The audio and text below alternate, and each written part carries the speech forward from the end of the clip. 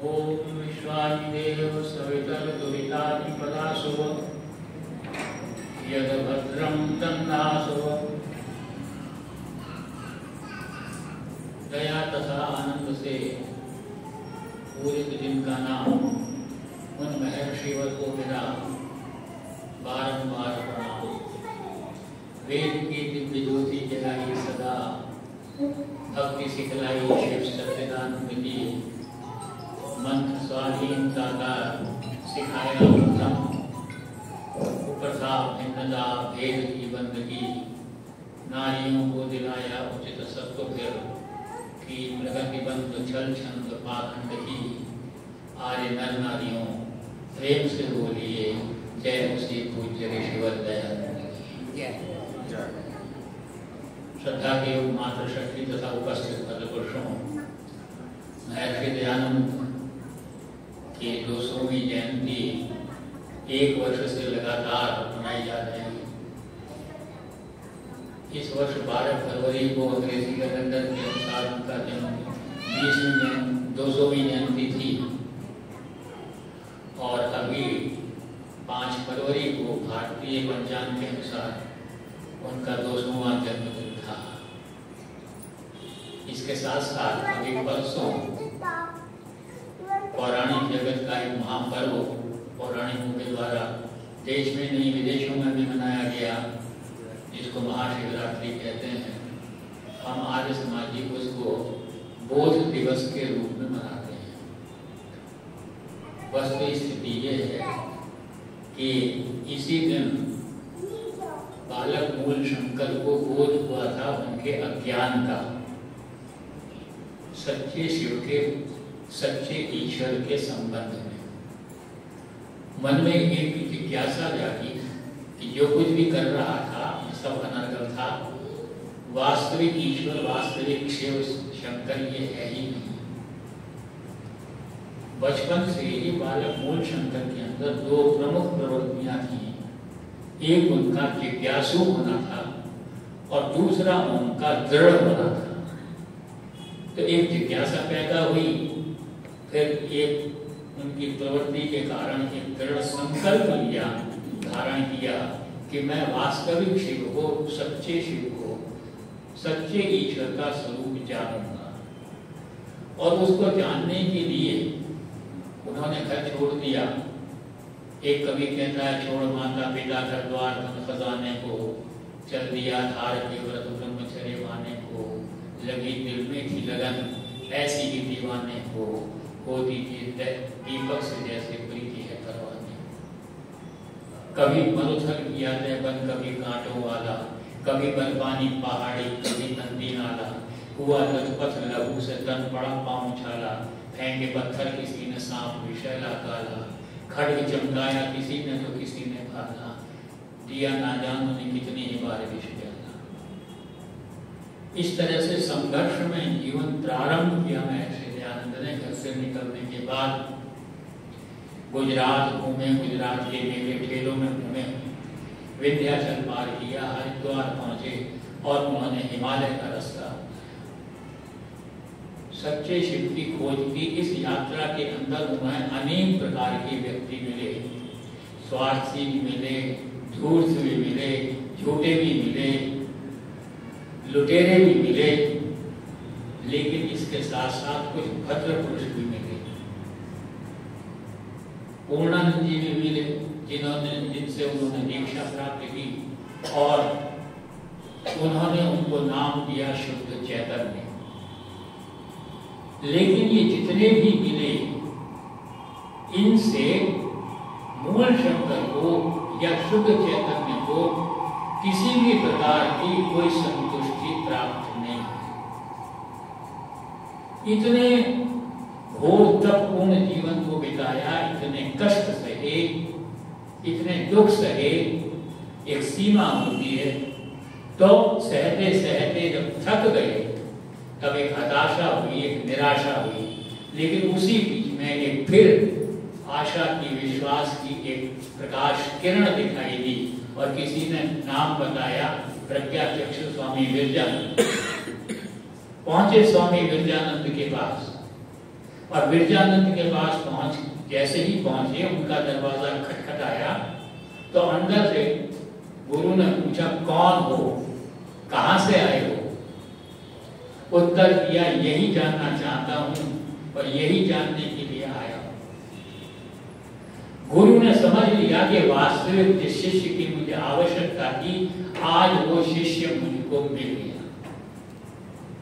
दयानंद ने तप किया, साधना की, स्वाध्याय किया, गुरु का पूरा मार्गदर्शन लिया, जितने असत्य ग्रंथ पढ़े थे उन सबको तिलांजलि दे दी, 8 ग्रंथों का अध्ययन किया और उसके पश्चात वास्तविक शिव की, वास्तविक ईश्वर के स्वरूप को जाना और उसकी ईश्वर की स्तुति, प्रार्थना, उपासना की पद्धति को भी समझाया।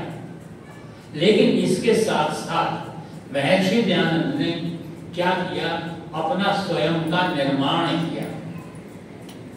और स्वयं का निर्माण, पहले स्वयं को जाना, जो पहली आवश्यकता है कि मैं कौन हूं, इसको जाना, और इसके पश्चात उन्होंने स्वयं का निर्माण किया और इस समूचे कार्य के अंदर जीवन का एक बहुत बड़ा भाग जो है वो उनका निकल गया और उसके पश्चात जो है वो कर्म क्षेत्र में उतरे। महर्षि दयानंद की संबंध में वास्तविकता ये है कि बहुत ही कम लेखक और विचारक दयानंद की मौलिकता और दयानंद की क्रांतिकारी दर्शन को समझने में सफल हुए। स्वयं को दयानंद का और आर्य समाज का अनुयायी कहने वालों की अपेक्षा उन लोगों ने दयानंद के चरित्र को, दयानंद के सिद्धांत को, दयानंद के वैचारिक पक्ष को अधिक तल्लीनता से और अधिक निष्पक्षता से उसका विश्लेषण किया, जिनका आर्य समाज से दूर दूर का भी संबंध नहीं था। उनके अंदर प्रमुख आते हैं योगीराज अरविंद घोष, फ्रांसीसी मनीषी रोमियो रोला, बांग्ला के लेखक देवेंद्र नाथ मुखोपाध्याय, साधु टी.एल. वासवानी और उस समय इलाहाबाद विश्वविद्यालय के हिंदी विभाग के प्रोफेसर और विभागाध्यक्ष डॉक्टर रघुवंश। इन सब ने महर्षि दयानंद की क्रांतिकारी विचारधारा का पूर्ण रूप से तो नहीं लेकिन आंशिक रूप से उसका विश्लेषण करने में ये सभी सक्षम हुए। अगर हम आर्य समाज का क्षेत्र देखें तो उसके अंदर रक्त साक्षी धर्मवीर पंडित लेखराम वो विभूति थे, जिन्होंने अपने जीवन का बहुत बड़ा भाग महर्षि दयानंद की घटनाओं की खोज करने में लगा दिया और महर्षि दयानंद के जीवन दर्शन को उन्होंने लेखनीबद्ध किया। इसके साथ साथ आज से लगभग 4 दशक पूर्व आर्य समाज के वरिष्ठ विद्वान डॉक्टर भवानीलाल जी भारतीय और प्राध्यापक राजेंद्र जिज्ञासु ने बड़े खोजपूर्ण और गवेषणा के द्वारा जो है महर्षि के सिद्धांतों को जो है लेखनीबद्ध जो है किया। इन सभी के अगर हम लेखन को और इन विश्लेषण को पढ़ते हैं तो ये सभी एक स्तर में स्वीकार करते हैं कि महर्षि दयानंद के जीवन में कुछ अवयव, कुछ तत्व ऐसे थे जो संसार के किसी भी धार्मिक महापुरुष में या सामाजिक सुधारक के अंदर या राष्ट्र नायक के अंदर दृष्टिगोचर नहीं होते। देवेंद्र नाथ मुखोपाध्याय लिखते हैं कि महात्मा बुद्ध ने निर्वाण का मार्ग खोजा, अपने शिष्य और शिष्याओं को उन्होंने इसकी ओर प्रेरित भी किया और सारनाथ से हजारों की संख्या में बौद्ध भिक्षु और भिक्षुणियों को बौद्ध धर्म का प्रचार करने के लिए चारों दिशाओं के अंदर भेजा गया। किंतु भारत को एक सूत्र में बांधने के लिए गौतम बुद्ध ने कुछ नहीं किया। विमल प्रतिभा के धनी जगत गुरु शंकराचार्य ने अनूठा अनुपम भाष्य लिखा, सबको प्रभावित किया और चारों तरफ से, चारों दिशाओं से उनको इस संबंध में ख्याति उन्होंने अर्जित की। लेकिन भारत को एक करने का कार्यक्रम की एक भी उन्होंने किसी के सामने नहीं रखा। गौरांग देव चैतन्य थे, अपनी मधुर वाणी से भजन गाया करते थे, कीर्तन किया करते थे, और उनके कीर्तन से जन सामान्य आम जनता जो है मंत्रमुग्ध हुई, सम्मोहित हुई। और जब वो कीर्तन करते हुए चलते थे तो उनके पीछे पीछे हजारों की संख्या में उनके भक्त जो है कीर्तन करते हुए जो है चलते थे। लेकिन भारत के अंदर भारतीयता को स्थापित करने के लिए उन्होंने किसी भी प्रकार का कोई उद्यम नहीं किया। स्वामी विवेकानंद जी ने भारतीय सभ्यता का, भारतीय संस्कृति का परचम अमेरिका में जाकर के फहराया, और उसके पश्चात उन्होंने वहां पर अपने मठ स्थापित किए, अपने शिष्य और शिष्याएं बनाई। लेकिन उसी अमेरिका के अनेकों देशों में जहां पर कि भारतीय गए थे, जो रिमोट प्लेसेस थी, वहां के भारतीय हिंदुओं को, जैसे त्रिनिदाद है, सूरीनाम है, वहां पर बड़ी संख्या के अंदर जो है उनका धर्मांतरण करके ईसाई बनाया जा रहा था। स्वामी विवेकानंद की दृष्टि उस ओर नहीं गई। स्वामी विवेकानंद ने पश्चिमी सभ्यता से, अंग्रेजियत से बहुत कुछ लिया, और उसका परिणाम ये हुआ कि वेद जो है वो पीछे रह गए। दयानंद की अगर हम बात करें तो दयानंद जो है वो आर्य जीवन पद्धति के अनुसार एक सन्यासी है। एक सन्यासी से क्या अपेक्षा की जाती है?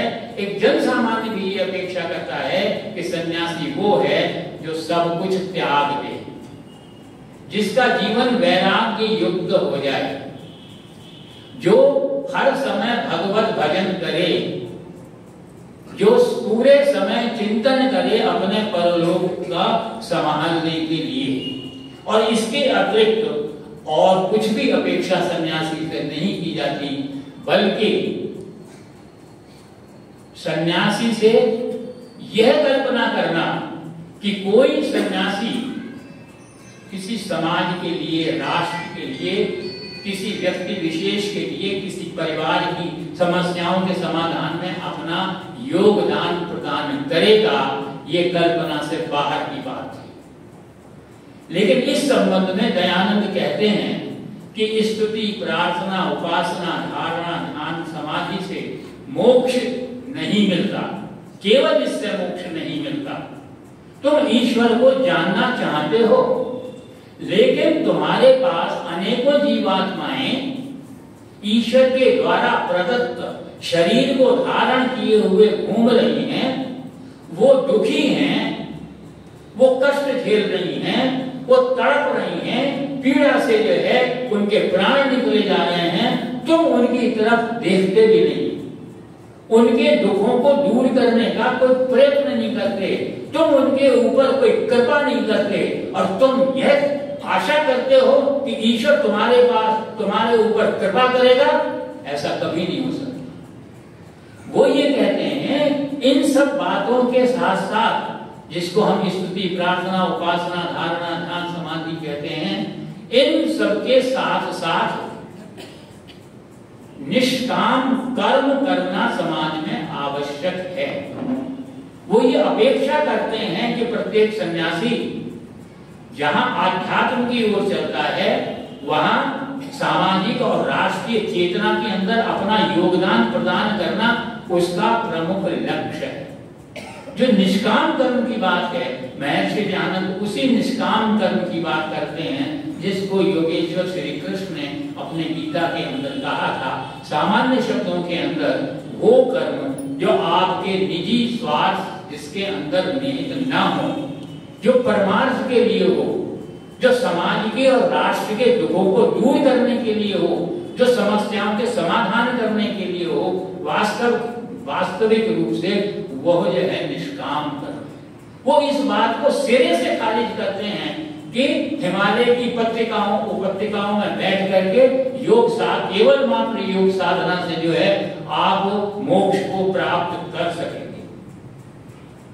उन्होंने इस आधार के ऊपर समाज के अंदर प्रवेश किया, राष्ट्र का उन्होंने अवलोकन किया और उन्होंने एक क्रांतिकारी विचारधारा समाज को दी, जो कि एक सन्यासी से अपेक्षा नहीं की जाती। तो वास्तव में महर्षि दयानंद जहां एक सन्यासी थे, वहीं एक क्रांतिवीर भी थे।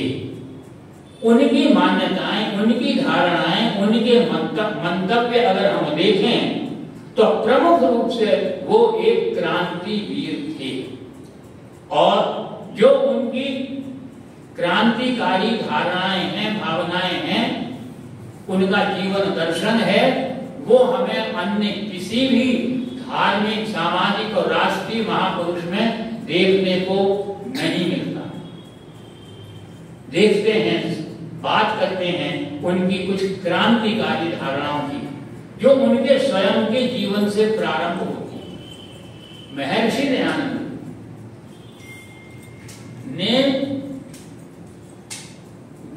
दयानंद स्वयं में केवल भारत के थे और भारतीयता के थे।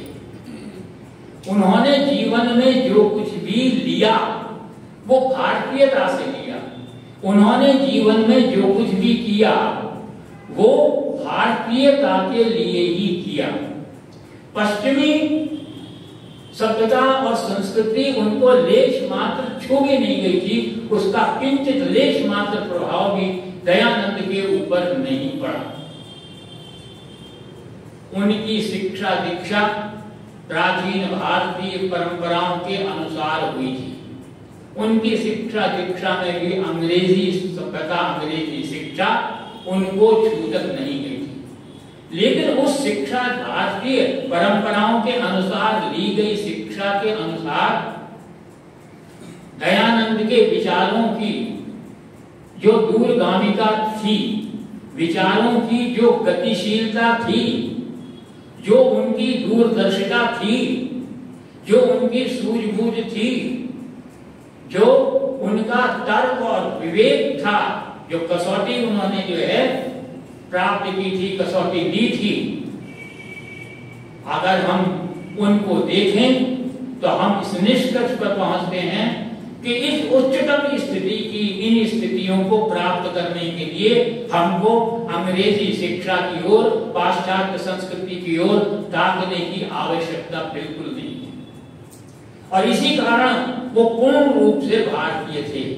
19वीं शताब्दी के अगर हम सामाजिक सुधारकों की तरफ दृष्टिपात करें तो सबसे पहले हमारा ध्यान जाता है राजा राममोहन राय पर, जिन्होंने ब्रह्म समाज की स्थापना की। वो एकेश्वरवाद को मानते थे, एकेश्वरवाद के समर्थक थे, लेकिन पश्चिमी सभ्यता को भी उन्होंने अंगीकार किया था। उनकी ये भावना थी, उनका ये विश्वास था कि जो अंग्रेजी शिक्षा भारत के अंदर प्रचलित की गई है वही वास्तव में बालक का निर्माण कर सकती है, उसका ऑलराउंड डेवलपमेंट, चहुमुखी विकास कर सकती है। तो इस प्रकार से राजा राममोहन राय भारतीयता से दूर हट गए, उसके पथ से विचलित हो गए। दूसरा नाम आता है केशव चंद्र सेन का। केशव चंद्र सेन और महर्षि दयानंद का कई बार संपर्क हुआ। एक बार केशव चंद्र सेन दयानंद से मिले और उनसे निवेदन किया कि स्वामी जी, वैसे तो आप सन्यासी हैं, लेकिन और एक लंगोट धारण करते हैं, लेकिन क्योंकि आप समाज के अंदर विचरण कर रहे हैं तो सामाजिक मान्यताओं के अनुसार आपका परिधान, मैं ये आपसे प्रार्थना करता हूं, धारण करें। जो सोसाइटी के अंदर, जो समाज के अंदर प्रोटोकॉल है कपड़े पहनने का, स्वामी जी जो बात सही होती थी उसको तुरंत स्वीकार करते थे और लंगोट के स्थान पर सर से लेकर पैर तक वो कपड़े पहने हुए उनके चित्र हमको जो है दिखाई देते हैं, उस बात को उन्होंने स्वीकार किया। लेकिन मुनि केशव चंद्र सेन ने जब महर्षि दयानंद से ये कहा कि स्वामी जी, आप वेदों के बहुत बड़े ज्ञाता हैं, आप प्रकांड पंडित हैं, प्रकांड विद्वान हैं, आप अंग्रेजी सीख लीजिए और अंग्रेजी सीख करके यूरोप की दिशा में जाकर के वहां प्रचार कीजिए। तो स्वामी जी कहते हैं कि मेरा देश जो है रसातल की ओर जा रहा है। अंधविश्वास, पाखंड, ढोंग ये सारे जो है फैले हुए हैं। अंधकार ही अंधकार चारों तरफ दिखाई दे रहा है। जब तक मैं अपने भारत को सही नहीं कर लूंगा, सही मार्ग पर नहीं ले आऊंगा, सही स्थिति में नहीं ले आऊंगा, तब तक मैं बाहर जाने की सोच नहीं सकता। यद्यपि मुझे ये विश्वास है कि मैं कुछ दिनों के अंदर अंग्रेजी के ऊपर अधिकार प्राप्त कर सकता हूं। और इससे उन्होंने धारणा, उनका जो संकल्प था वो ये था कि इस भारत धरती के ऊपर प्राचीन वैदिक संस्कृति की पुनः प्रतिष्ठा करूं और फिर उसके द्वारा भारत के माध्यम से जो है विश्व शांति स्थापित करूं। और वो केशव चंद्र सेन जो स्वामी जी को ये देते थे, स्वामी जी को सलाह दिया करते थे, वो केशव चंद्र सेन पूर्ण रूप से उन्होंने भारतीय संस्कृति का समावेश ब्रह्म समाज के अंदर करा दिया। यही नहीं, उन्होंने जो पाश्चात्य संस्कृति के अंदर आडंबर थे, जो अंधविश्वास थे, जो टोने टोटके थे, उन सब को भी उन्होंने ब्रह्म समाज के अंदर समाहित कर दिया। तो बौद्धिक व्यक्ति जो हैं वो अलग हो गए और परिणाम ये हुआ कि ब्रह्म समाज विखंडित हो गया और प्रार्थना समाज बन गया। गुरुदेव रविंद्रनाथ टैगोर के पूज्य पिताजी देवेंद्रनाथ टैगोर भी पाश्चात्य संस्कृति से, पाश्चात्य शिक्षा से पूरी तरह से प्रभावित रहे। विवेकानंद जी का, जिनका मैंने अभी जिक्र किया, उनकी दृष्टि प्राचीन ऋषि मुनियों की ओर नहीं गई, प्राचीन आर्ष ग्रंथों की ओर नहीं गई, बल्कि विवेकानंद जी ने यह घोषणा की कि वे मैक्स मूलर को प्राचीन समस्त ऋषि मुनियों का अवतार मानता हूं। और ये कहने में वेद जो है वो पीछे रह गए, भारतीयता पीछे रह। तो इस प्रकार से हम देखें, उन्होंने, विवेकानंद जी ने जो भी कार्य किए, हिंदुस्तान की पताका वास्तव में लहराई, लेकिन साथ में उन्होंने यह भी घोषणा की कि मैं वेदों को ईश्वरीय ज्ञान नहीं मानता, वेदों को अपौरुषेय नहीं मानता। डीएवी कॉलेज के अंदर जब महात्मा हंसराज के पास पहुंचे तो उन्होंने स्पष्ट रूप से कहा, मैं वेदों को अपौरुषेय नहीं मानता, मैं वेदों को ईश्वरीय ज्ञान होने की स्वीकृति जो है वो प्रदान नहीं करता। एक और विभूति हमारे सामने आती है जिसके बारे में कहा जाता है कि वो भारतीय थे, वो स्वयं को भारत का कहते थे, और वो है महात्मा गांधी। कहते हैं कि महात्मा गांधी अपनी वेशभूषा से, अपने क्रियाकलापों से पूरी तरह से भारतीय थे। दो चार दोहे बना करके भी गाया करते थे। कहां, यह मेरा आज का विषय नहीं है कि कहां तक वो सही थे, कहां तक नहीं थे, लेकिन उन्हीं महात्मा गांधी ने जो पुस्तक लिखी है मेरे सत्य के प्रयोग, उसके अंदर महात्मा गांधी लिखते हैं कि मेरे जीवन का आदर्श जॉन रस्किन है। उनको कोई उपनिषद दिखाई नहीं दिए, उनको कोई दर्शन दिखाई नहीं दिए, लेकिन महर्षि दयानंद का अगर रोल मॉडल था तो वो वेद थे। और इसीलिए उन्होंने घोषणा की थी कि वेदों की ओर लौटो। और इसके साथ साथ उनका एक संकल्प ये भी था कि वेदों का ज्ञान प्राप्त करके वेदों के ज्ञान का उपयोग हमारे व्यावहारिक जीवन के अंदर होना चाहिए। उनके आदर्श दर्शन थे, उनके आदर्श उपनिषद थे, उनके आदर्श स्मृतियां थी। वो संस्कृत के प्रकांड विद्वान थे, लेकिन भारतीय होने के साथ साथ भारत के समाज सुधारक होने के कारण उन्होंने एक और घोषणा की, और वो स्पष्ट रूप से उन्होंने उनकी घोषणा क्रांतिकारी थी। उन्होंने कहा था, संस्कृत में लिखे हुए सभी ग्रंथ शास्त्र के अंतर्गत नहीं आते, शास्त्र नहीं है। उन्होंने वेदों को आर्ष विद्या माना, जो ईश्वर के द्वारा प्रदत्त ज्ञान था, और उसकी व्याख्या जो है दर्शनों के अंदर की गई, मनुष्यों के द्वारा की गई। उपनिषदों में उसकी व्याख्या की गई, ऋषि मुनियों के द्वारा की गई। स्मृतियां लिखी गई, मनु ने स्मृति लिखी, तो स्मृतियां थी। इन सबको उन्होंने शास्त्र माना है। इसके साथ साथ जो प्रामाणिक ऐतिहासिक ग्रंथ वो मानते हैं, वो वाल्मीकि के द्वारा लिखे हुए रामायण और वेद व्यास द्वारा लिखा हुआ महाभारत को जो है वो ऐतिहासिक प्रामाणिक ग्रंथ मानते हैं। उनकी ये मान्यता थी कि जब महाभारत का युग समाप्त हुआ, महाभारत के पश्चात देश के अंदर घोर अंधकार हो गया। जो धर्म के ठेकेदार थे वो निजी स्वार्थ के अंदर लग गए। उन्होंने संस्कृति की बिल्कुल परवाह नहीं करी, सिर्फ अपने ही स्वार्थ को बढ़ाते चले गए, और उन स्वार्थों के अंदर उन्होंने अनेकों ग्रंथ लिखे, जिन्होंने वैदिक संस्कृति को विकृत कर दिया। जिन्होंने जो हमारे आदर्श पुरुष थे उनको उन्होंने उनके चरित्र का हनन कर दिया। केवल मात्र जो उनके स्वयं के ऐब थे, अवगुण थे, उनको छुपाने के लिए, और पूरे अनपढ़ समाज था उसको अपने पीछे उन्होंने लगाए रखा। वो उनके अनुगामी थे, और राज सत्ता जो है वो पूरी तरह से उनके नियंत्रण में थी, पूरा अधिपत्य था उन लोगों का, और उन्होंने इस प्रकार के ग्रंथ लिखे। दूसरी ओर विदेशियों का आक्रमण हुआ। विदेशी आक्रमणकारियों ने आकर के देखा कि इस देश पर राज्य कब कर सकेंगे, जब यहाँ की संस्कृति को नष्ट कर देंगे, विकृत कर देंगे, यहाँ के महापुरुषों के चरित्र को जो है उसका पतन कर देंगे, उसका हनन कर देंगे। तब उन्होंने लोभ दिया, लालच दिया, और इस प्रकार के ग्रंथ समाज के अंदर। तब महर्षि दयानंद ने ये घोषणा की कि ये सारे संस्कृत के लिखे हुए ग्रंथ जो हैं ये वास्तव में शास्त्र के अंतर्गत नहीं। और उन्होंने जो कुछ भी लिखा, समाज उसके पीछे पीछे चल दिया, अंधकार से पूर्ण हो गया, अंधविश्वास आया, पाखंड आया, अनेकों प्रकार की जो है दुर्गुण पतन जो है समाज का होता चला गया। और क्यों हुआ? क्योंकि समाज को अपने पीछे लगाना था इन धर्म के ठेकेदारों ने।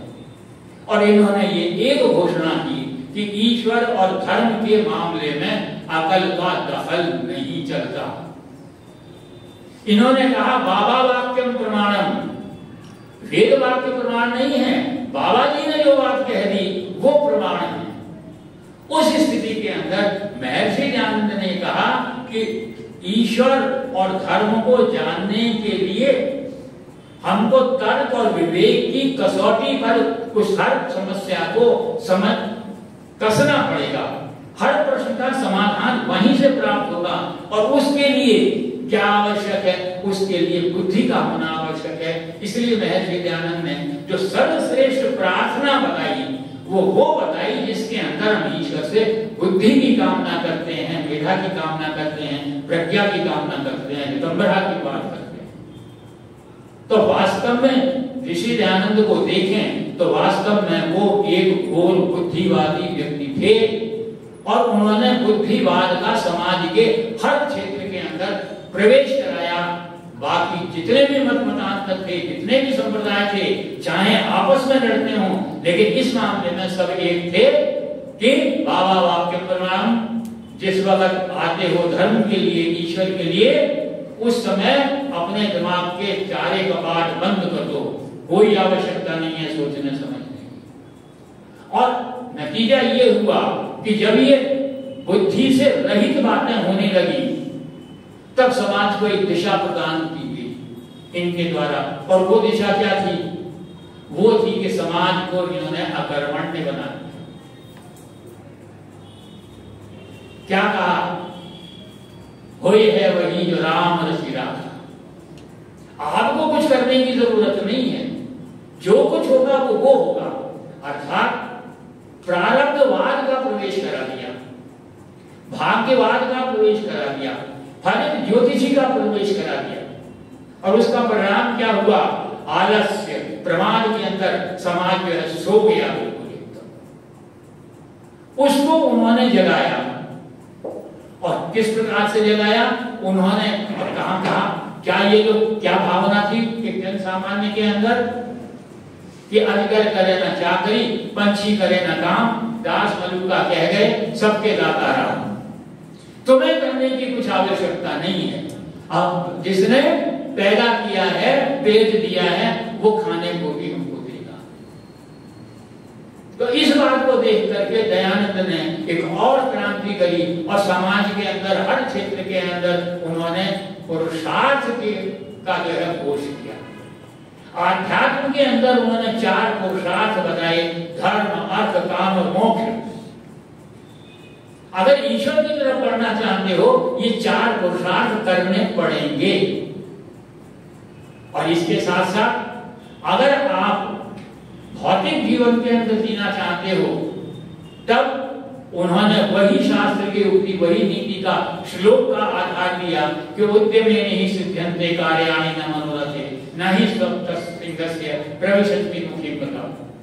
वो इस बात को मानते थे कि आध्यात्म और भौतिक दोनों जब तक उन्नति साथ में नहीं होगी तब तक आप धार्मिक पुरुष नहीं बन सकते, धर्म का पालन नहीं कर सकते, क्योंकि वेद हमको बताता है यह तो अभ्युदय निष्क्रिय सिद्धि सथा, जहां परलोक की प्राप्ति के लिए भी आप प्रयत्न करते हैं और इस लोक के अंदर भी आपका अभ्युदय प्राप्त करते हैं, तब आप उस जो कार्य करेंगे इसके लिए जो कार्य होगा वो कार्य जो है वो धर्म होगा। जब इतने पाखंड के अंदर, अंधकार के अंदर हमारा समाज सो रहा था, उसी समय क्या हुआ कि 19वीं सदी में आधुनिक विज्ञान का उदय हो रहा था। आधुनिक विज्ञान का उद्देश्य क्या था? उसका कार्य था इस भौतिक सृष्टि का, भौतिक जगत का अध्ययन करना। जो सृष्टि के नियम हैं उन सारे नियमों को खोज करके सबके सामने प्रस्तुत करना और समाज की सुख और सुविधा के लिए नए नए सुख के सुविधा के साधन जुटाना। लेकिन धर्म के ठेकेदार जो हैं वो इस बात को स्वीकार करने के लिए राजी नहीं थे, समाज का उत्थान नहीं चाहते थे, बुद्धि का विकास नहीं चाहते थे। तो क्या हुआ, धर्म और विज्ञान के अंदर एक टकराव पैदा हो गया। विज्ञान ने कहा पृथ्वी गोल है, धर्म के ठेकेदारों ने कहा हमारे ग्रंथ में पृथ्वी चपटी है। विज्ञान ने कहा पृथ्वी सूर्य के चारों तरफ चक्कर काटती है, उन्होंने कहा हमारे ग्रंथ के अंदर सूर्य पृथ्वी के चारों तरफ चक्कर काटता है। और हमारे ग्रंथ खराब हो ही नहीं सकते, पैगंबरों के द्वारा लिखे गए हैं, ईश्वर के सबसे पहले पुत्र के द्वारा लिखे गए हैं। तो इस प्रकार से जब ये हुई तो इन जो धर्म के ठेकेदार थे, सारा अंधविश्वासी समाज इनके पीछे था, राजसत्ता इनके अंकुश में थी, प्रभुत्व में थी। और नतीजा क्या हुआ कि इन्होंने विज्ञान का और वैज्ञानिकों का दमन करना प्रारंभ कर दिया। धर्म के नाम पर कौन कौन से कष्ट नहीं दिए गए। वैज्ञानिक ने जो सृष्टि के नियम बदलाए, उन सृष्टि के नियमों को बदलाने वालों को यातनाएं दी गई, उनकी हत्याएं की गई, उनको मृत्यु दंड किया गया। और ऐसी स्थिति के अंदर क्या हुआ, विज्ञान और धर्म के अंदर आपस में जो है टकराव हो गया। नतीजा क्या हुआ कि जो प्रबुद्ध व्यक्ति थे उन्होंने देखा यहां तो सारा पतन ही पतन है, धर्म के जितने ठेकेदार हैं ये अनाचार से, कदाचार से, भ्रष्टाचार से ग्रसित हो रहे हैं। तो वो इनसे विमुख होने लगे। एक शायर ने कहा कि खुदा के बंदों को देख करके खुदा से मुनकिर हुई है दुनिया, कि जिस खुदा के हैं ऐसे बंदे को ये अच्छा खुदा नहीं है। वैज्ञानिकों ने विद्रोह शुरू कर दिया, वो नास्तिक हो गए। और उन्होंने क्या किया, उन्होंने कहा ये जो तुमने दुनिया भर के जो है ईश्वर बना रखे हैं, ईश्वर का वास्तविक स्वरूप तुमको पता नहीं है, तुमने ईश्वर को एक देशीय बना दिया। अंग्रेजी का विचारक कहता है कि ईश्वर के 3 प्रमुख गुणों हैं। वो ओमनीप्रेजेंट होता है, ओमनीसेंट होता है, ओमनीपोटेंट होता है। वो सर्वव्यापक होता है, सर्वशक्तिमान होता है, सर्वज्ञ होता है। और उस सर्वशक्तिमान प्रभु को, सर्वव्यापक प्रभु को तुमने एक देशीय बना दिया, एक स्थान के ऊपर निश्चित कर दिया। किसी ने कहा मंदिर में है, किसी ने कहा मस्जिद में है, किसी ने कहा चर्च में है, किसी ने कह दिया 4थे आसमान पर है, किसी ने कह दिया 7वें आसमान पर है, किसी ने कह दिया क्षीर सागर में है, किसी ने कह दिया कैलाश पर्वत पर है। तो इस प्रकार से ईश्वर की जो गलत व्याख्या हुई उसने समाज को गर्त में डाल दिया, धकेल दिया हुआ। तो विज्ञान इस बात को स्वीकार नहीं करता था। तो वैज्ञानिकों ने क्या घोषणा की? उन्होंने घोषणा की man has created God, God has not created man. ये जितने भगवान बनाए हैं तुमने बनाए हैं, भगवान ने तुमको नहीं बनाया। तो इसलिए वो कहते हैं man has created God, God has not created man. And if, यही नहीं और आगे भी घोषणा करती, if really God existed then it would be necessary to abolish him. अगर ईश्वर नाम की कोई सत्ता है तो उसको समाप्त कर देना चाहिए। और नीचे ने तो घोषणा भी कर दी थी कि 4 वर्ष के अंदर ईश्वर बन जाएगा। नीचे को मरे हुए युग बीत गया, ईश्वर अभी तक विद्यमान है। तो वास्तव में महर्षि दयानंद का कार्य क्या क्रांतिकारी कार्य किया। उन्होंने धर्म और विज्ञान का समन्वय किया, एक स्थान पर धर्म और विज्ञान को लाकर के खड़ा किया। उनकी क्या भावना थी? उन्होंने कहा कि विज्ञान जो है, धर्म जो है, वो वैज्ञानिक होना चाहिए। क्यों वैज्ञानिक होना चाहिए? क्योंकि धर्म और विज्ञान को समझने के लिए तर्क और विवेक होना चाहिए। तर्क और विवेक कहां से आता है? वो वैज्ञानिक सोच से आता है। वैज्ञानिक सोच कहां आती है? जहां जो व्यक्ति खड़े होकर के किसी भी समस्या के लिए क्या है, क्यों है और कैसे है का उत्तर प्राप्त करता है, वो उसकी वैज्ञानिक सोच होती है। इसलिए महर्षि दयानंद कहते हैं कि धर्म वैज्ञानिक होना चाहिए, तभी हम सही मार्ग पर जो है पहुंच पाएंगे। और विज्ञान जो है उस पर धर्म का अंकुश होना चाहिए। अगर धर्म अवैज्ञानिक होगा जैसा कि उस समय था तो वो पतन का कारण बनता है। वो धार्मिक पुरुष नहीं बनाता, वो पौंगापंथी बनाता है। और अगर धर्म का अंकुश विज्ञान पर नहीं होगा तो विज्ञान नास्तिक हो जाएगा, विज्ञान उच्छृंखल हो जाएगा और विज्ञान मनुष्य के सुख और साधनों के स्थान पर, मनुष्य के समाज के विकास के स्थान पर विनाश का कार्य प्रारंभ कर देगा। इसीलिए जो है महर्षि दयानंद ने दोनों का समन्वय किया और कहा धर्म और विज्ञान एक दूसरे के पूरक हैं। वास्तव में महर्षि दयानंद ने विज्ञान शब्द कहीं प्रयोग में नहीं लाए। उन्होंने विज्ञान के स्थान पर सृष्टिकर्म का जो है शब्द लाए या पदार्थ विद्या का उन्होंने किया। और आर्य समाज के पहले नियम के अंदर ही विज्ञान और धर्म का समन्वय करते हुए उन्होंने ईश्वर की परिभाषा कर दी कि सत्य विद्याएं और पदार्थ विद्याएं, इन सबसे जो कुछ प्राप्त होता है उन सबका आदि मूल परमेश्वर है। तो इस प्रकार से विज्ञान और धर्म का समन्वय अगर इस शताब्दी में किसी ने किया तो वो केवल मात्र एक महर्षि दयानंद थे। महर्षि दयानंद के जीवन का जो सबसे बड़ा उद्घोष है वो था वेदों की ओर लौटो, और वो वेदों को अपौरुषेय मानते थे। इस क्रांतिकारी घोषणा को किसी भी दूसरे महापुरुष ने नहीं कहा। और साथ में महर्षि दयानंद ने अपेक्षा की थी कि वेदों के ज्ञान का व्यावहारिक प्रयोग होना चाहिए। जो वेदों को आधार मानते थे वो भी केवल मात्र वेदों की ऋचाओं को गाने में ही अपना समय व्यतीत करते थे, जबकि वो कहते थे समस्त सत्य विद्याएं वेद के ऊपर वेद में निहित हैं। और ये महर्षि दयानंद का स्वयं का विचार नहीं था। महर्षि दयानंद कहते थे मैं अपनी बात कुछ नहीं कहता, मैं तो वैदिक ऋषि मुनियों की बात कहता हूं, वेद की बात कहता हूं।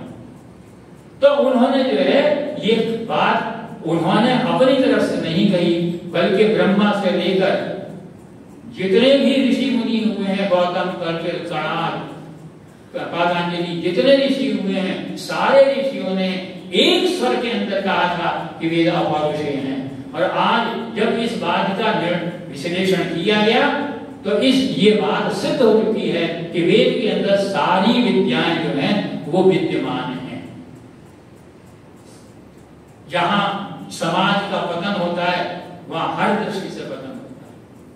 हमारे समाज के अंदर अनेकों परंपराएं चल पड़ी, गलत परंपराएं थी, मिथ्या परंपराएं थी, हानिकारक परंपराएं थी।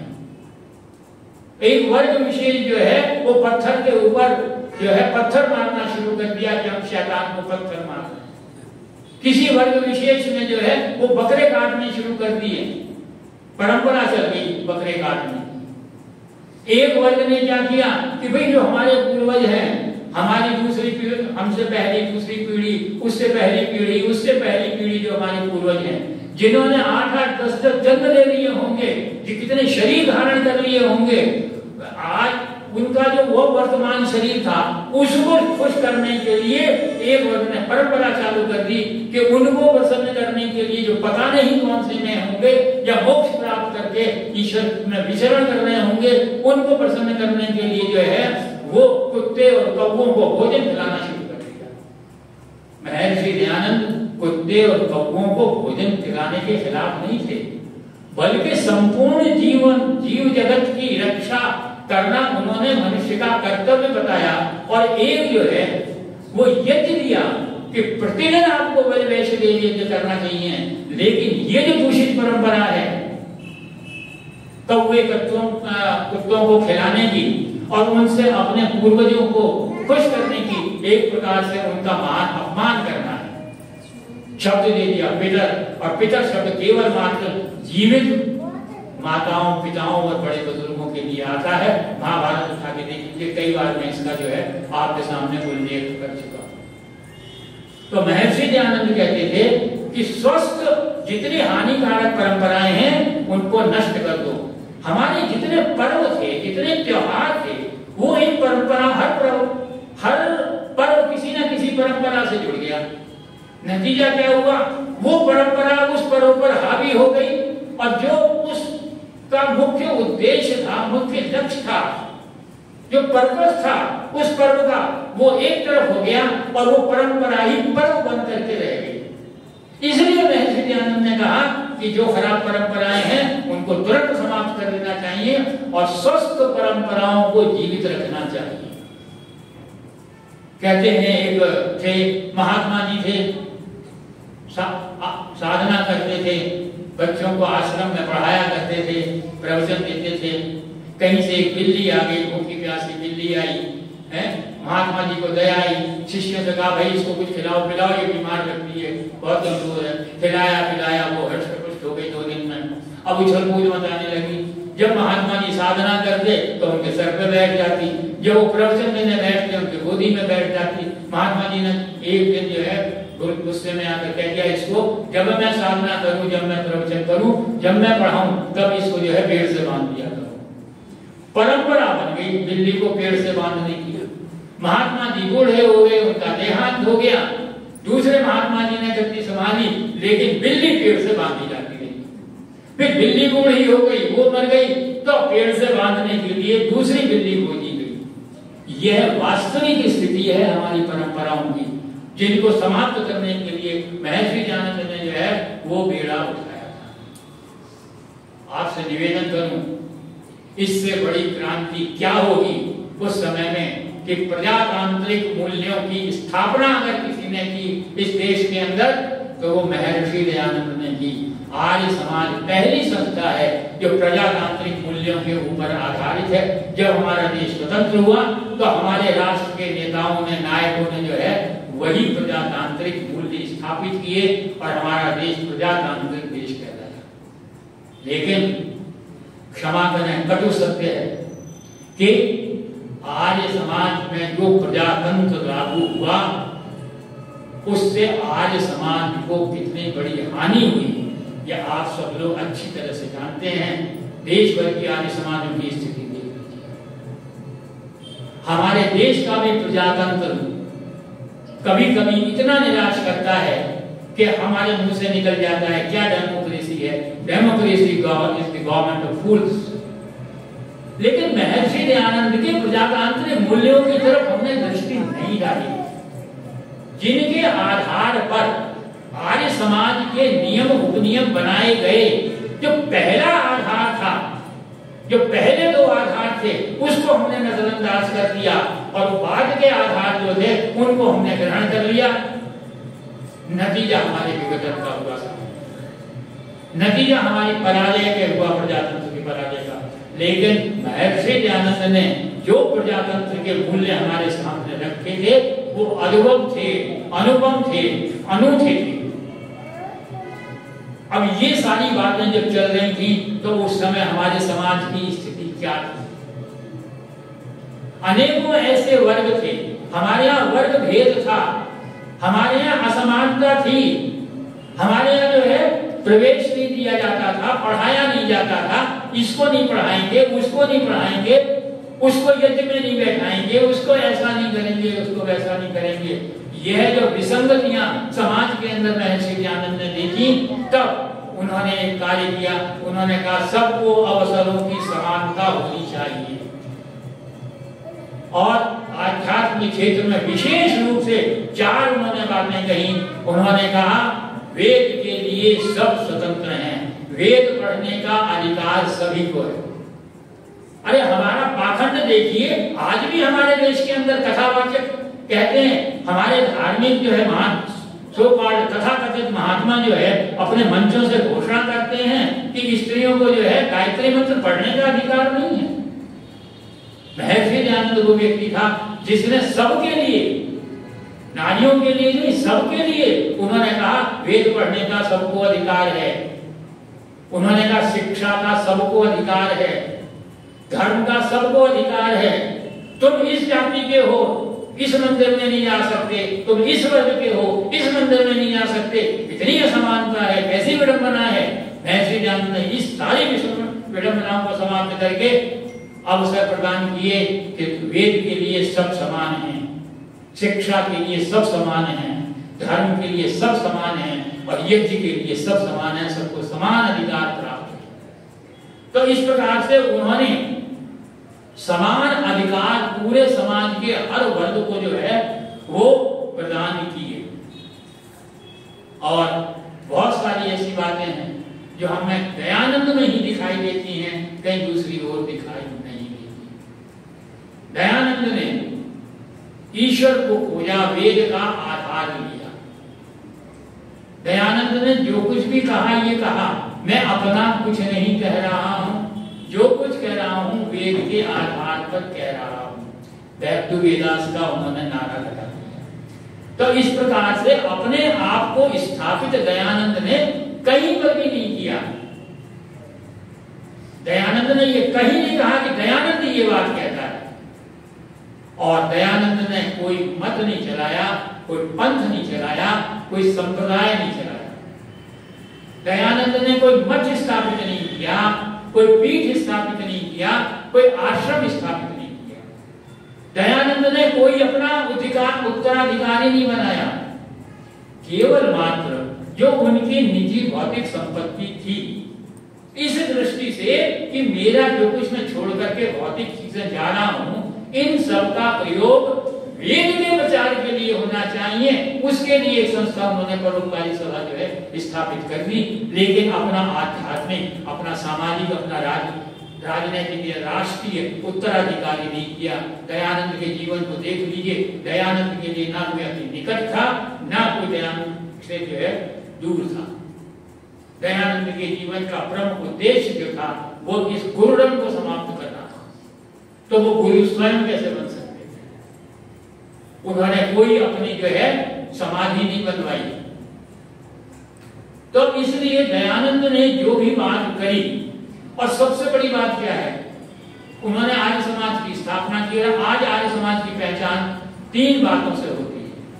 सड़क पर चलता हुआ आदमी कब ये कहता है कि दयानंद जो है वो आर्य समाज की बात आती है, जब कहिए आ ओम का झंडा जो है ओम का लगा होता है तो कहते हैं ये तो आर्य समाज होगी या जिसका मालिक आर्य समाज होगा। दूसरी नमस्ते, तीसरी यज्ञ। यज्ञ के बारे में भी अनेक रूढ़ियां स्थापित हो गई। यज्ञ करने को जो है वो मोक्ष का लाइसेंस दिया जाने लगा, और मोक्ष का लाइसेंस जब दिया जाने लगा तो महर्षि दयानंद ने कहा कि अरे भाई, यज्ञ का उद्देश्य तो जो है वो आत्मा को जागृत करना है, समाज को सुधारना है, पर्यावरण को स्वच्छ रखना है। और उन्होंने क्या कहा, पृथ्वी भवन क्या है, यज्ञ क्या है?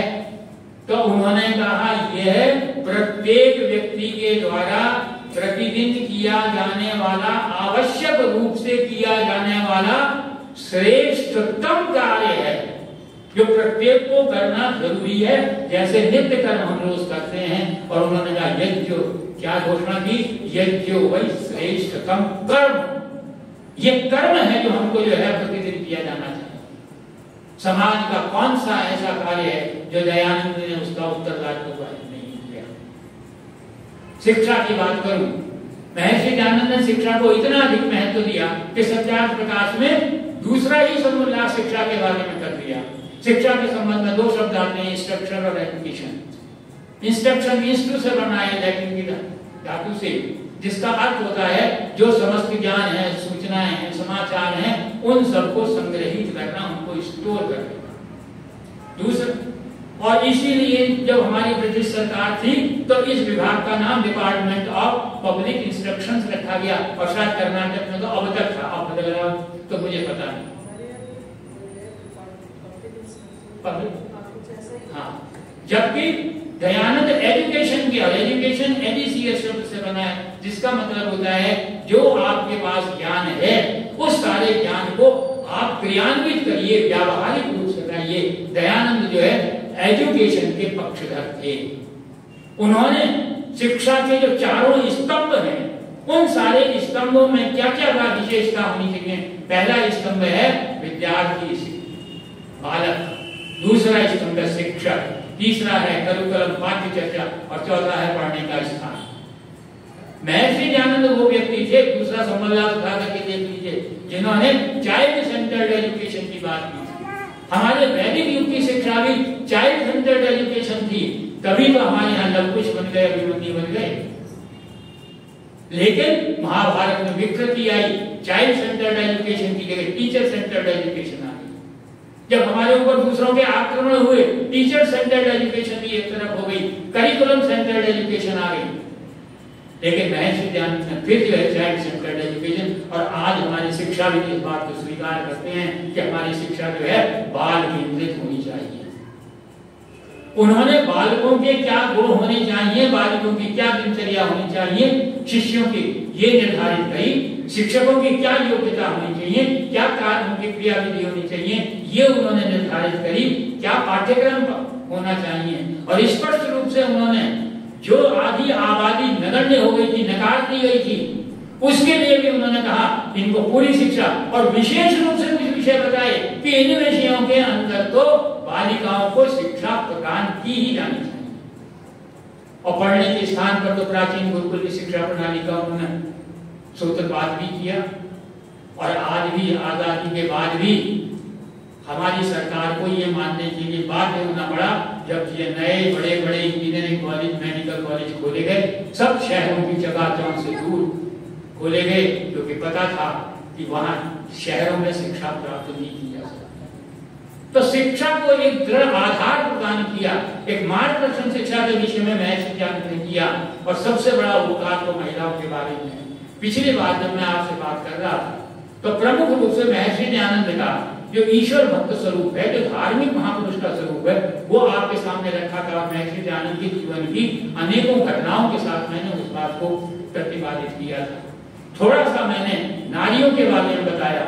नारियों का के ऊपर जितना ऋण महर्षि दयानंद का है उतना किसी का नहीं। इस युग के अंदर भी महर्षि दयानंद कहते थे मातृवान, पितृवान, आचार्यवान पुरुष हो गए। महर्षि दयानंद कहते हैं मातृ देवो भव, महर्षि दयानंद कोट करते थे मनु को, यत्र नार्यस्तु पूज्यन्ते रमन्ते तत्र देवता। वो और मैंने आपको महर्षि दयानंद का कहां किन किन स्त्रियों से नारियों से संपर्क हुआ वो घटनाएं आपके सामने जो है मैंने रखी थी। और उन्होंने उस विवाद को कविवर प्रसाद ने कहा, नारी तुम केवल शुद्धा हो, विश्वास रजत नट पत्तल में पीयूष स्रोत सी बहा करो जीवन के सुंदर संतल। लेकिन नारियों की कितनी दुर्दशा हुई। किसी ने कह दिया स्त्रियों में आत्मा नहीं होती, किसी ने कह दिया औरत पैर की होती, किसी ने कह दिया नारी नरकस्य द्वारम की बात करती, किसी ने कह दिया स्त्रियां जो है वो ड्राइंग रूम के शो पीस में रखने वाला शो पीस होती है। कितने अवमानना, कितने अपमान जो है नारियों का किया गया। और उससे दुखी होकर के राष्ट्र कवि मैथिली शरण गुप्त ने क्या कहा, उन्होंने कहा अबला जीवन हाय तुम्हारी यही कहानी, आंचल में है दुई और आंखों में पानी। और उसकी आंखों के आंसू पहुंचने के बाद उस अबला को एक सबला के रूप में स्थापित समाज में नगरी की जगती की लाज रखने वाली महिला के रूप में स्थापित करने की क्षमता और शक्ति अगर किसी में थी तो केवल मात्र महर्षि दयानंद में थी। मैंने बहुत सारी घटनाएं सुनाई, एक घटना नारी की यहाँ पर जरूर सुनाऊंगा। एक वृद्धा महिला बड़ी भूख प्यास से कृष्ण गाय आकर के स्वामी जी के प्रवचन देने जा रहे थे, उनके आगे आगे खड़ी हो गई और कहने लगी, स्वामी महाराज मैं बहुत दिनों से भूखी हूँ, मैं भूख से तड़प रही हूँ, प्राण निकल रहे हैं, मुझे कुछ खाने को दे दो। महर्षि दयानंद उस वक्त विद्वेलित हो गए, कहने लगे हे ईश्वर, ये क्या इस देश की स्थिति हुई है, जिस देश के अंदर माताओं और बहनों के हाथ में अन्न हुआ करते थे, वस्त्र हुआ करते, जो ब्रह्मचारियों को दान करती थी, जो सन्यासियों को भिक्षा दिया करती थी, और आज वही माता मेरे आगे हाथ जोड़े हाथ पसारे खड़ी हुई है कि सन्यासी थी तुम मुझे भिक्षा दो। कितनी पीड़ा थी, कितनी कसक थी महर्षि दयानंद के। तो कोई हमने जो है उनके जीवन को मैं कहता हूं जितना पढ़ा जाए उतना थोड़ा है, लेकिन केवल पढ़ने से काम नहीं चलता। तो क्या हम दयानंद बन जाएंगे? हम दयानंद भी नहीं बन सकते। हमारी स्थिति तो उस प्रकार की है कि एक जंगल में आग लग गई, पूरी तरह से दावानल फैल गया, सारे शेर चीते घोड़े भैंस बकरी सब जो है दौड़ लगाने लगे, इधर भागने लगे। लेकिन उस जंगल में एक चिड़िया थी, तालाब से अपनी चोंच में एक बूंद पानी डाली और आग की तरफ फेंक दी थी। किसी ने कहा चिड़िया तेरी इस चोंच की एक बूंद पानी से क्या जंगल की आग बुझेगी? उसने कहा मुझे पता है नहीं बुझेगी, लेकिन कभी तो बुझेगी। और जब ये आग बुझेगी उसके बाद इस जंगल का इतिहास लिखा जाएगा, उस आग का जिक्र होगा, तब कोई लिखेगा कि एक छोटी सी चिड़िया एक बूंद से उसने जो है जंगल की आग को बुझाने का प्रयत्न किया था। हम ऋषि दयानंद जैसे विशाल नहीं बन सकते, छोटी सी चिड़िया तो बन सकते हैं। गुरुदेव रविंद्रनाथ टैगोर ने बड़ी सुंदर कविता लिखी, शायद रामनाथ अवस्थी में उसका जो है हिंदी में अनुवाद किया कि अस्ताचल को जाते हुए सूर्य ने कहा मेरा कार्य करेगा कौन? चारों तरफ स्तब्धता छा गई और हो गया मौन। तब एक दीपक ने कहा मैं करूंगा। हम दयानंद जैसे भास्कर तो नहीं बन सकते, जैसे दयानंद सूर्य तो नहीं बन सकते, लेकिन एक छोटे से दीपक तो बन सकते हैं। दयानंद की एक मान्यता, एक धारणा, दयानंद का एक विचार, एक अनुदेश, एक आदेश तो हम अपने जीवन के अंदर डाल सकते हैं और एक दीपक बन सकते हैं। तो एक दूसरा दीपक तो जला सकते हैं, दूसरा दीपक तीसरा दीपक तो जला सकता है। और इस प्रकार से हम समाज के अंदर एक दीपावली जो है उसको तो स्थापित कर सकते हैं, जो एक उज्जवल स्वर के अंदर, एक ऊंचे स्वर के अंदर उस महर्षि दयानंद का गुणगान कर सके, उसके सिद्धांतों को जो है समाज के अंदर लागू कर सके। आज हम ऋषि बोध उत्सव मनाने जा रहे हैं और हमारी ईश्वर से यही प्रार्थना है कि हे ईश्वर, तू हम उनके बोध को याद करते हुए कम से कम हमें भी कुछ थोड़ा बोध हो जाए महर्षि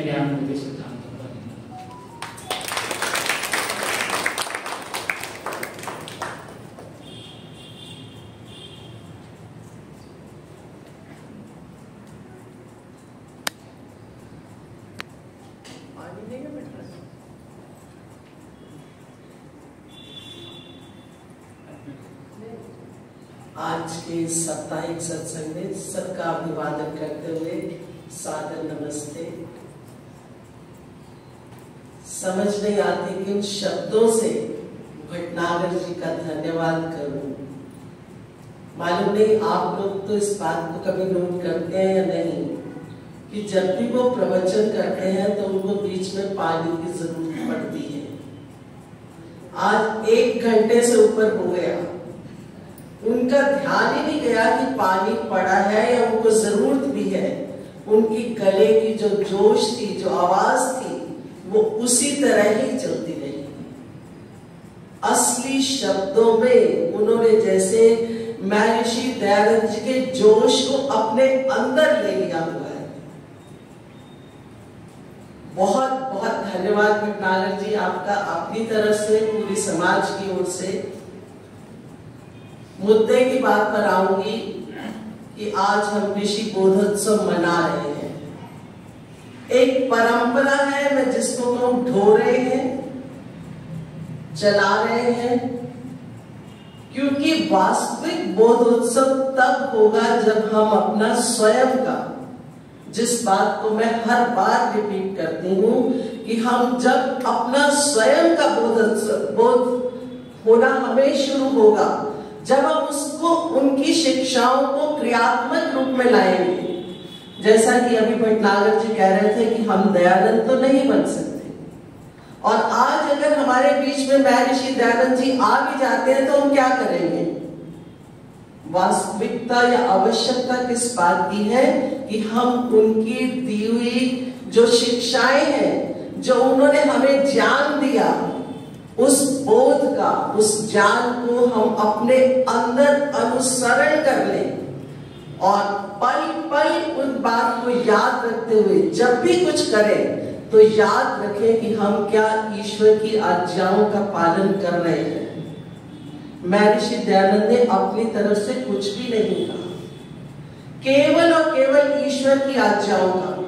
और जिस दिन हमें ये जागरूकता आ जाएगी कि हमने उसकी आज्ञाओं का पालन करना है, छोटी सी बात कहने में लगती है पर प्रैक्टिकली करना उसको काफी मेहनत, असंभव नहीं है कि हम जब ये निश्चय कर ले कि और कुछ नहीं, कि हम सत्य बोलेंगे। मैं प्रायः इस बात को कहती हूँ कि हमें पता भी नहीं चलता कि हम कब झूठ बोल देते हैं। हम समाज में किसी कारण से नहीं आए, कोई भी कारण हो सकता है, और अगर कोई पूछता है क्यों नहीं आए, तबीयत ठीक नहीं थी, बड़ा साधारण सा। क्या वास्तव में भी तबीयत ठीक नहीं थी? पता नहीं कितने कोई कारण होंगे, और सच्चाई बताने में कभी भी कोई बुरी बात नहीं है कि आज इच्छा नहीं हुई, कोई आ गया था। इसी तरह से फोन भी किसी का आता है, हम बिजी होते हैं, फोन अटेंड करना उस टाइम पर मुश्किल लगता है, और जब अगला व्यक्ति फोन पे कहता है कि शायद आपको डिस्टर्ब किया, नहीं, बिल्कुल डिस्टर्ब नहीं किया, बहुत अच्छा लगा आपसे बात करके। इतनी परत झूठ की, दिखावे की हमने अपने उस पर चढ़ा ली है कि हमें सत्य का पता भी नहीं चलता। तो वास्तविक बोधोत्सव वही होगा जिस पल से, मैं पल शब्द यूज करना चाह रही हूं, आपके लिए नहीं, अपने लिए, कि जिस पल से हम ये निश्चय कर लेंगे कि हमने अब ऐसा करना शुरू करना है। और बहुत अच्छी बात जो हमें आर्य समाज या वेद सिखाते हैं कि हमने अज्ञान को दूर करना है। जब गंदगी हटेगी तो सफाई तो अपने आप आ जाएगी, अज्ञान हटेगा तो ज्ञान तो स्वतः आ जाएगा। और सबसे हेल्थी परंपरा जो हमें ऋषि दयानंद ने प्रदान की, वो की है क्वेश्चन करने की। मेरी नॉलेज में तो ऐसा कोई भी धर्म नहीं है जहां पर ये इतनी स्वतंत्रता हो कि आप कुछ भी प्रश्न कर लें। उनको यही, अगर कुछ पूछने लगो कहते हैं नहीं अभी बैठ जाइए, बाद में बात करेंगे, क्योंकि स्ट्रेट अवे तो मना कोई भी नहीं करता, क्वेश्चन भी कोई नहीं करने देता। और हमारे जितने भी ग्रंथ जो ऋषि दयानंद जी के लिखे हुए हैं, सत्यार्थ प्रकाश ले लीजिए और भी, उस सब में कौन सी परंपरा है? Question answer. हर हेल्थी परंपरा उन्होंने हमें दी है। हमें क्वेश्चन करने की स्वतंत्रता है, दी गई है, और हम क्वेश्चन करेंगे तब जब हमारा अज्ञान हटेगा, हमें पता तो हो कि हमने क्या पूछना है। तो ये सब बातें बहुत बहुत ही काम की हैं, और जितना हम इसमें गहराई में जाएंगे उतना ही हम स्वयं का बोध जो है वो बढ़ाते चले जाएंगे। और नारियों के लिए, स्त्री जाति के लिए तो जितना मैं सोचती हूँ कि कल्याण जितना ऋषि दयानंद जी ने किया शायद ही किसी ने किया होगा। तो क्यों ना हम उनके असली, हमारी श्रद्धांजलि, असली हमारा बोधोत्सव वही होगा कि हम अपने कर्तव्यों को, अपने उत्तरदायित्व को समझकर प्रत्येक क्षेत्र जिसमें भी हम हैं, वो चाहे घर का क्षेत्र है, चाहे नौकरी का है, शिक्षा का है, जिस भी क्षेत्र में है वहां पर सत्य को अपनाएं, अहिंसा को अपनाएं। अहिंसा, हिंसा पालन, जैसे कि मैंने पीछे भी बात की थी, केवल किसी को मारना नहीं है। कठोर शब्द बोलना, कटु शब्द बोलना, वो भी हिंसा में ही आता है। और बिल्कुल जो पते की पॉइंट की बात याद रखने की क्या है कि किसी को हानि पहुंचाने की इच्छा भी ना करना। करना तो बहुत दूर की बात है कि इच्छा भी ना करें। तो ये बहुत सिंपल बातें हैं, छोटी बातें हैं।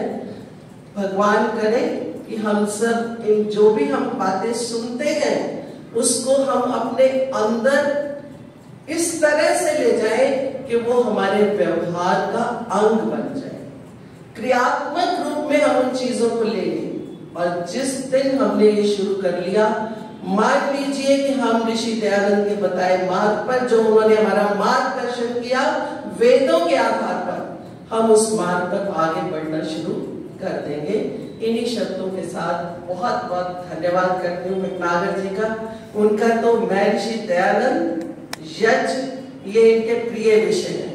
चाहे आधी रात को भी भटनागर जी को अगर हम कहें ना भटनागर जी महर्षि दयानंद पे बोलना है, वो बोल सकते हैं, और वो लगातार बोल सकते हैं। उनके सामने अगर घड़ी ना हो तो वो तो बोलते चले जाएंगे। इतना ज्यादा उन्होंने अपने अंदर उस चीज को डाला हुआ है। भगवान आपको इतनी क्षमता, इतना स्वास्थ्य और इतनी श्रद्धा हमेशा दिए रखे, उसके लिए हमारी सबकी आपके लिए शुभकामनाएं हैं। और अभी कुछ देर उन्होंने यहाँ पर नहीं होना, इसीलिए मैंने उनको दूसरी तीसरी बार मैंने चाहा कि अभी जब तक यहाँ है तब तक हम उनके विचारों को सुनकर लाभान्वित हो लें। आपकी शुभ यात्रा के लिए भी आपको शुभ भावनाएं। आज जो समाज में